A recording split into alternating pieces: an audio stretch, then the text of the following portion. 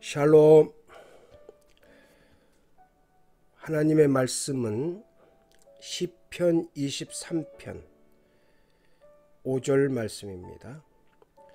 주께서 내 원수의 목전에서 내게 상을 차려주시고 기름을 내 머리에 부으셨으니 내 잔이 넘치나이다. 아멘. 금식을 해본 분들은 아시겠지만 밥을 먹는다는 것은 큰 복입니다. 그런데 세상에는 대략 몇 가지 이유 때문에 밥을 못 먹는 사람들이 있습니다. 첫째는 없어서 못 먹는 사람들입니다. 참으로 안타까운 일입니다. 북한뿐만 아니라 우리 주위에도 먹을 것이 없어서 고통받는 사람들이 많다는 사실, 우리가 알고 기회 있는 대로 협력하고 도와야 될 줄로 믿습니다. 두 번째는 아파서 못 먹는 사람들입니다.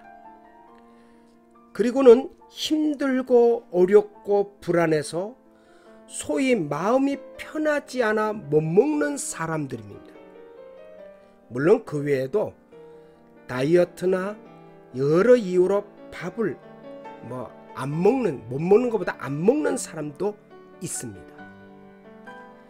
그런데 문제는 고통스럽고 걱정거리가 있고 불안해서 못 먹는 사람들입니다. 특히 다윗은 늘 전쟁을 하던 장수였습니다. 그래서 걱정이 많습니다. 전쟁을 한번 했다 하면 상대방을 죽이지 않으면 내가 죽습니다. 그래서 싸우면 곧 원수가 되는 겁니다. 특히 전쟁을 앞둔 군사들의 마음을 생각해 보십시오. 마음이 편치 않습니다. 이런 상황 가운데서 편안하게 밥상을 대할 수 있다는 말은 내적인 완전한 평안이 있다는 말입니다. 곧 이 기도는 평안을 구하는 기도입니다. 평안을 사모하는 마음은 세상을 살아가는 모든 사람들에게 있습니다. 그런데 문제는 무엇입니까? 우리에게는 편안한 일보다 불안한 일, 걱정스러운 일이 더 많다는 데 있습니다. 그 가운데 질병에 대한 불안은 아주 심각한 정도입니다. 특히 불경기라 그래서 기업들의 매출이 줄고 있지만 보험을 취급하는 기업은 오히려 성장한다는 통계가 있습니다. 이 말은 사람들이 건강에 대한 불안을 느끼고 있다는 말입니다.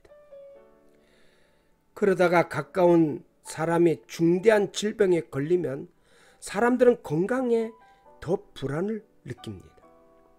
괜히 안 아팠던 곳도 아픈 것 같고 몸이 조금만 이상하면 큰 병이 아닐까 덜컥 겁부터 나는 겁니다. 나무가 가만히 있으려 하나 바람이 나무를 그냥 놔두지 않는다는 공자의 말처럼 편안한 마음으로 좀 살려 해도 주변의 환경이 늘 우리를 불안하게 하는 것입니다. 믿음의 사람 어거스틴은 말하기를 내가 주님의 품 안에 안기기 전까지 참 평안이 없었다고 하였는데 사실 참 평안은 평안의 주인이신 하나님이 주셔야 가능한 일이라는 것입니다.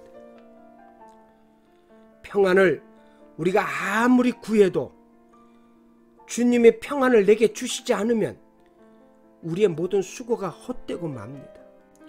평안은 내 안에서 나오는 것이 아니라 하늘로부터 내려오는 것입니다. 그러기에 내가 아무리 나 자신의 마음을 편안하게 가지려고 해도 그 일은 불가능한 것입니다. 이때 우리는 주님의 약속을 한번 상기해 볼 필요가 있습니다. 요한복음 14장 27절 말씀입니다. 평안을 너희에게 끼치노니 곧 나의 평안을 너희에게 주노라. 내가 너희에게 주는 것은 세상이 주는 것 같지 아니하니라. 너희는 마음에 근심도 말고 두려워하지도 말라. 아멘. 그렇습니다.